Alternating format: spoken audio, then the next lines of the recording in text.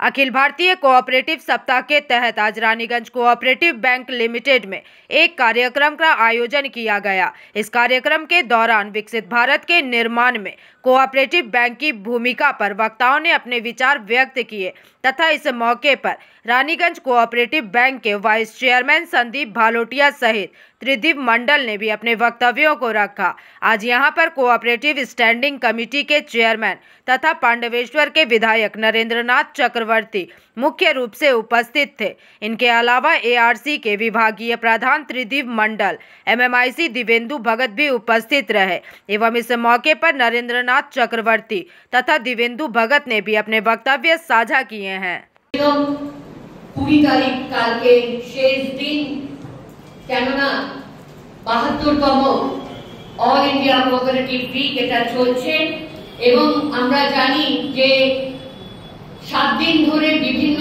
থিমে এই কর্মসূচিটা হয়েছে।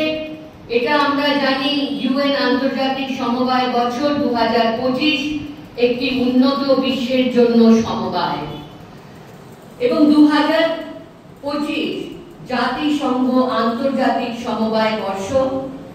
এই 72তম নিখিল ভারত সমবায় যে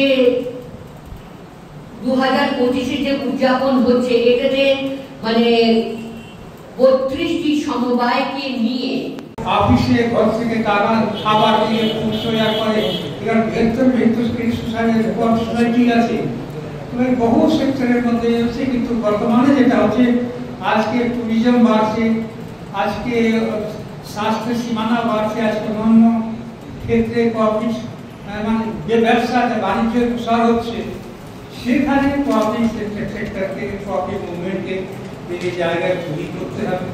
আমরা দেখেছি, আমরা অভিজ্ঞতা আছে যে কোঅপারেটিভ মুভমেন্ট যুবশ্রীরা এই ব্যাংকটা প্রতিষ্ঠা করেছিলেন। এই রানীগঞ্জের কিছু গরিব লোককে একাঠা করে এই ব্যাংকটা তৈরি করেছিলেন। আজকে 25 বছর তার পূর্ণ হতে চলেছে। আজকে আপনারা জানেন যে সমবায় সপ্তাহ চলছে, সমবায় সপ্তাহ তার মধ্যে আমরা বিভিন্ন ব্যাংকে প্রোগ্রাম করে এসেছি। আমাদের ব্যাংকে আজকে আমাদের সভাপতি বলেছেন 19 তারিখে প্রোগ্রাম করে, তাই আমরা 19 তারিখে করছি। তো কম্পিউটার কথা না বললেই নয়, আমাদের বিশ্বকবি রবীন্দ্রনাথ ঠাকুরের হাত ধরে ভারতবর্ষে সমবায় আন্দোলন হয়েছিল। ভিডিওর অন্য কাজ আমাদের ভোটার লিস্ট করছে, নলে অনেকে তো ইলেকশন অফিসারই করে দেন বা ওই ঘর বিলি করছে বা এনআরডিএস এর কাজ দেখছে। আমি একবার মনে আছে ইয়েতে কি বলে আমাদের নবান্নের ওখানে একটা মিটিং হয়েছিল, ছিলেন মাননীয় মুখ্যমন্ত্রী ছিলেন।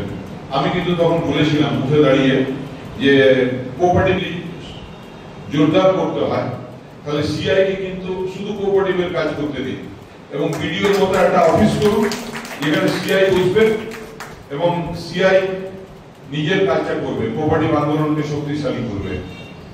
কিন্তু মানুষের কাজের ভার অনেক জোরে এসআইআর আপনারা দেখলেন যে হঠাৎ আমাদের ঘাড়ে চেপে এসে বসলো। এ সময় সমস্ত মানুষের প্রয়োজন, সমস্ত মানুষের যাতে নিজের নামটা বাদ না যায়, তার মানুষের অস্তিত্ব নাগরিকত্ব প্রমাণ করার দায়িত্ব এখন যেমন আমাদের নিজেদের এসছে, তেমনি সরকারি অফিসাররা অত্যন্ত কর্মব্যস্ত হয়ে পড়েছেন। তাই হয়তো কাজ করতে হয়, কিন্তু আমি কথা দিচ্ছি আপনাদেরকে যে মাননীয় মন্ত্রী তো আমাদের বাড়ির লোক, আমরা খুব সৌভাগ্যবান যে এই রাজ্যের যিনি কোঅপারেটিভ মিনিস্টার তিনি দুর্গাপুর থেকে নির্বাচিত, দুর্গাপুরের মানুষ এবং আমাদের অভিভাবক, তার কাছে নিশ্চয়ই আমি হয় ভিডিওর অন্য কাজ আমাদের ভোটার লিস্ট করছে, নলে অনেকে তো ইলেকশন অফিসারই করে দেন বা ওই ঘর বিলি করছে বা এনআরডিএস এর কাজ দেখছে। আমি একবার মনে আছে ইয়েতে কি বলে আমাদের নবান্নের ওখানে একটা মিটিং হয়েছিল, ছিলেন মাননীয় মুখ্যমন্ত্রী ছিলেন। আমি কিন্তু তখন বলেছিলাম উঠে দাঁড়িয়ে যে কোঅপারেটিভ জোরদার করতে হয়, তাহলে সিআই কে কিন্তু শুধু কোঅপারেটিভের কাজ করতে দিন এবং বিডিওর মতো একটা অফিস করুন যেখানে সিআই বসবেন এবং সিআই নিজের কাজটা করবে, কোঅপারেটিভ আন্দোলনকে শক্তিশালী করবে। কিন্তু মানুষের কাজের ভার অনেক জোরে এসআইআর আপনারা দেখলেন যে যে হঠাৎ আমাদের ঘাড়ে চেপে এসে বসলো। এ সময় সমস্ত মানুষের প্রয়োজন, সমস্ত মানুষের যাতে নিজের নামটা বাদ না যায়, তার মানুষের অস্তিত্ব, নাগরিকত্ব প্রমাণ করার দায়িত্ব এখন যেমন আমাদের নিজেদের এসছে, তেমনি সরকারি অফিসাররা অত্যন্ত ইলেকট্রাল রোল রিভিশন চলছে, যার জন্য আমাদের ডিপার্টমেন্টের প্রত্যেকটা অফিসার ব্যস্ত, আমরা সবাই ব্যস্ত, আপনারাও ব্যস্ত। আপনারাও নিশ্চয়ই খুব চিন্তিত, আপনার নামটা লিস্টে থাকবে কি থাকবে না, 2000 সালে ছিল কি ছিল না, না থাকলে কি হবে, কাকার নাম থাকলে কি হবে। তো সেই নিয়ে আমরা প্রত্যেকেই টেনসড। তো তার মাঝেও আমরা 14 থেকে 20 নভেম্বর আমাদের কোঅপারেটিভ উইকস পালন করছি। 14 তারিখ করেছি, 15 তারিখ করেছি, 16 তারিখ করেছি, আজকে পঞ্চম দিন না ষষ্ঠ দিন, আগে ষষ্ঠ দিন। আজকে আমরা রানীগঞ্জ কোঅপারেটিভ ব্যাংকে এই অনুষ্ঠান করছি। আপনারা দেখতেই পাচ্ছেন এখানে মূল ভাবনা হচ্ছে স্বনির্ভর ভারত গড়ার বামমূল সভায়। আপনারা এখানে যতজন বসে আছেন, আমি দায়িত্ব নিয়ে বলতে পারি প্রত্যেকেই বিডিও, এসডিও, এডিএম, ডিএম এর নাম জানেন, কিন্তু সিআই, সিডিও, এসসিএস, ডিআরসিএস এর পোস্টের নাম কিন্তু আপনারা জানেন না। সেটা আমাদের ব্যর্থতা, আমাদের দপ্তরের ব্যর্থতা, কারণ আমরা আপনাদেরকে চেনাতে পারিনি আমরা কারা।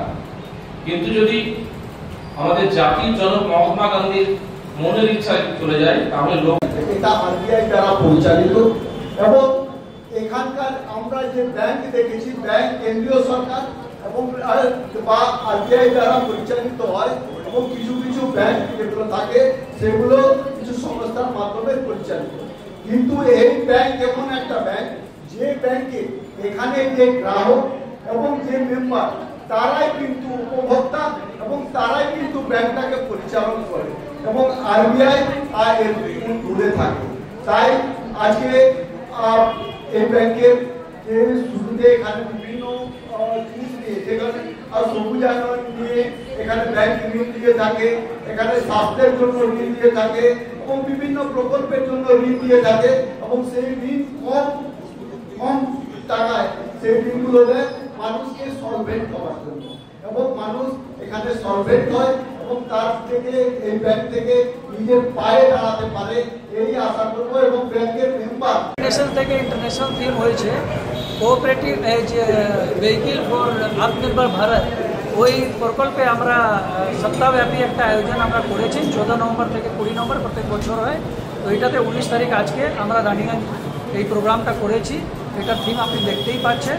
তো এইটার সম্বন্ধে আমাদের মধ্যে আমাদের কোঅপারেটিভ মুভমেন্টে স্ট্যান্ডিং কমিটির যে মেম্বার আছেন নয়নদান চক্রবর্তী, যে পান্ডেশ্বরে আমাদের এমএলএও আছেন, উনি উপস্থিত ছিলেন। এআরসিএস যে ডিপার্টমেন্টাল হেড আছেন আমাদের ডিস্ট্রিক্টে, উনি উপস্থিত ছিলেন। তো আমরা একটা পরিচর্চা করেছি। এআরসিএস ডিপার্টমেন্টের যিনি হেড ছিলেন, কি নাম ওনার নাম ত্রিদীপ মন্ডল। আর আমাদের আশেপাশে যত কোঅপারেটিভ ব্যাংকে চেয়ারম্যান, ভাইস চেয়ারম্যান, কিছু সমাজের কিছু ডিগনিটারি ছিলেন, এটা প্রোগ্রামে আমরা আয়োজন আজকে করেছি। বিশেষ কি আলোচ্য বিষয় কি ছিল? আলোচ্য বিষয় ছিল কোঅপারেটিভ মুভমেন্টকে আর বাড়ানো যাওয়ার, আর সোসাইটি থেকে জেনারেল লোক সঙ্গে আর বেশি কাজ করার, কীরকম আমরা করতে পারি, কী রিসোর্সেস আছে। যেহেতু নতুন কমিটি এসেছে 1 মাস আগেই, তো আমরা আর বেশি কাজ করতে পারি। নিউ কমিটি গঠন করার পর কোনো এজেন্ডা ভেবে রেখেছেন কিভাবে রাস্তায় নেমে আর কি? ওভারঅল যে আমাদের যে এখন পর্যন্ত যা লাস্ট যা করে রেখেছে, এখন পর্যন্ত সাকসেসফুলি যা চালাইছে, ওটা থেকে আমরা আগে এগিয়ে। रानीगंज से सम्राट दास की रिपोर्ट, पीवीटीवी न्यूज।